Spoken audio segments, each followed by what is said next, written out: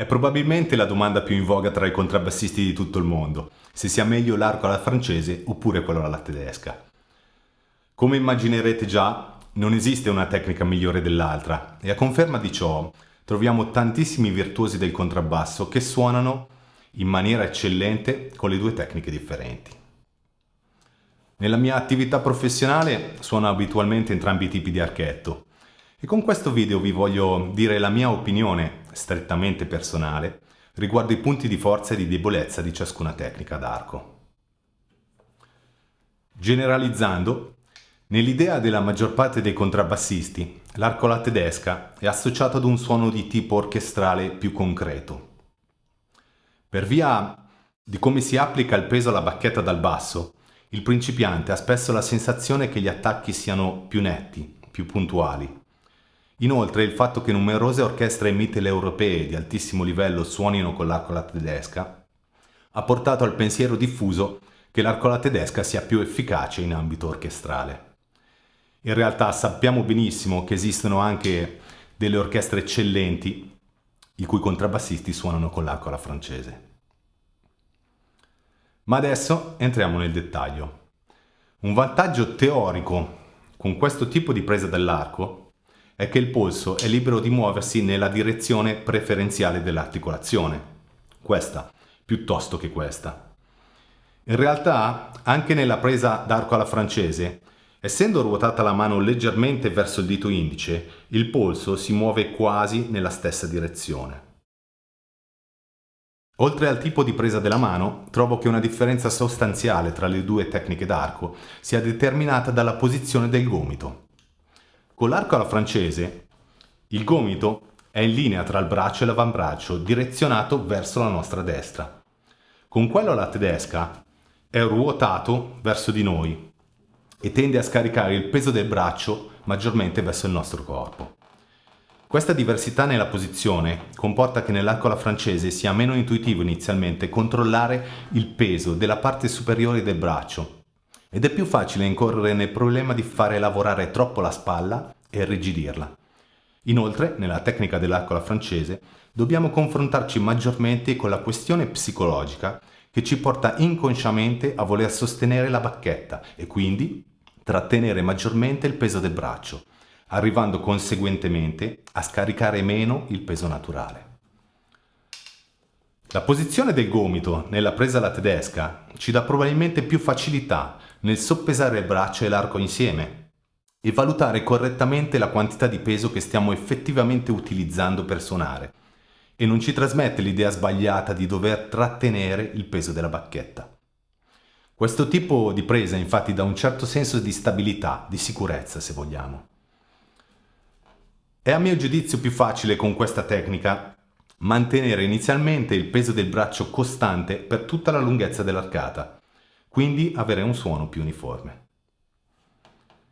Un'altra differenza nella posizione tra i due tipi di presa dell'arco è che con la presa alla francese si guadagnano alcuni centimetri nella direzione del ponticello, essendo il tallone della bacchetta mantenuto tra le dita, abbastanza avanti rispetto al palmo della mano, anziché all'interno del palmo della mano, come nell'arco alla tedesca.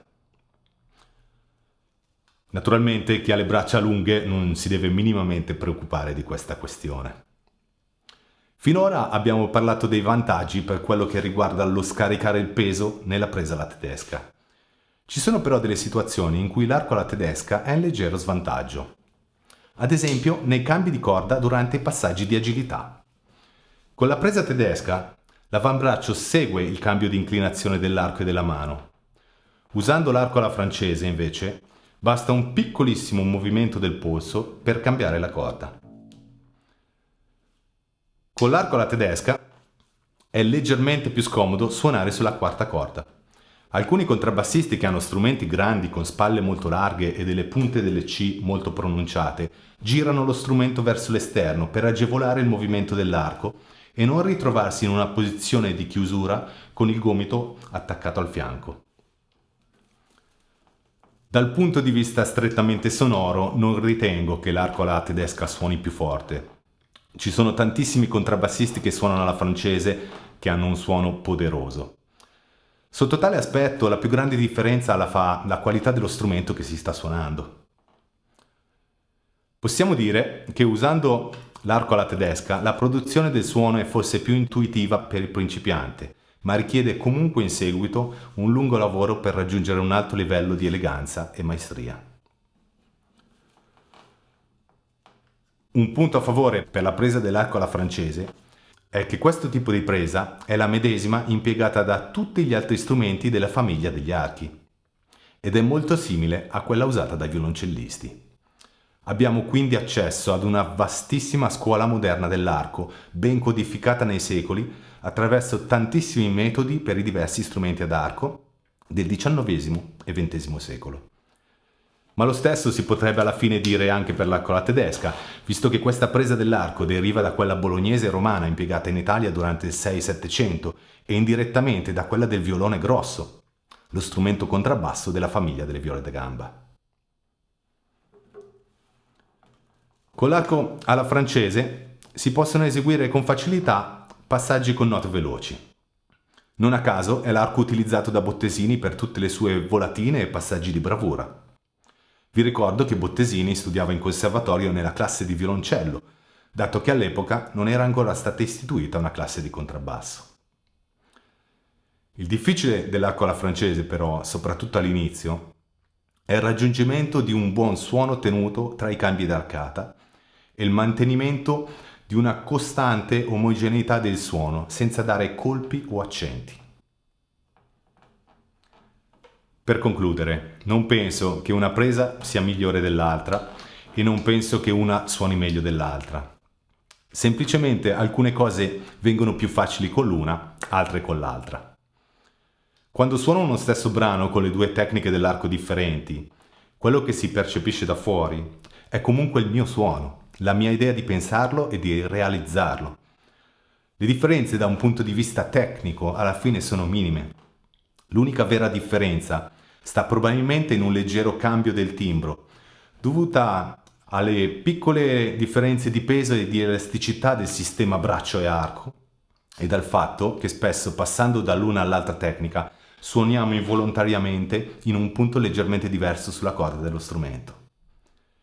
Inoltre ricordiamoci che archetti diversi, indipendentemente dalla tipologia, suoneranno diversamente e avranno un colore di suono, un diverso contenuto di armonici e caratteristiche di emissione diverse. Adesso vi propongo alcuni esempi che ho registrato nei quali suonerò dei medesimi passaggi musicali con i due differenti tipi di archetto. Le conclusioni finali al riguardo le lascio a voi.